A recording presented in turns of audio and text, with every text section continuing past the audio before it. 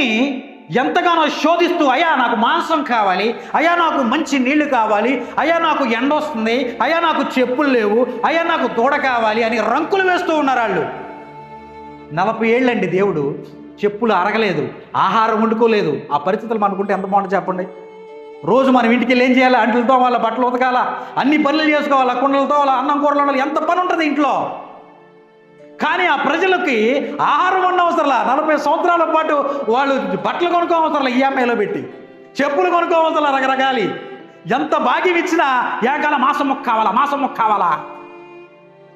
అటువంటి సందర్భంలో దేవుడికి కోపం వచ్చేసింది. మోషే నువ్వు తప్పుకో, ఈ ప్రజలు ఎన్నాళ్ళ వరకు ఇంకాను ఈ అహంకారంలో బ్రతుకుతారు అన్నప్పుడు, ఎన్నో సంవత్సరాలుగా దేవుని మందిరానికి వచ్చి అనేక మేలులను పొందుకున్నావు. ఎన్నో కష్టాలు, నష్టాలు, వేదనలు, అనారోగ్యాల నుంచి దేవుడు నిన్ను తప్పించాడు.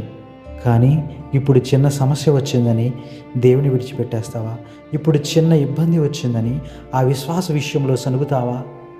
వారు అరణ్యములో విశ్వాసము లేకపోవటం వల్ల రాలిపోయారు, ఆ Canaan చేరలేకపోయారు.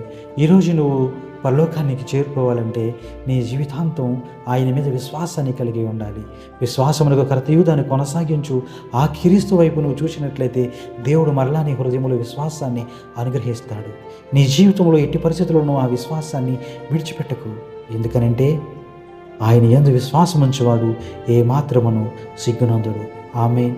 Praise Lord. Please subscribe the channel.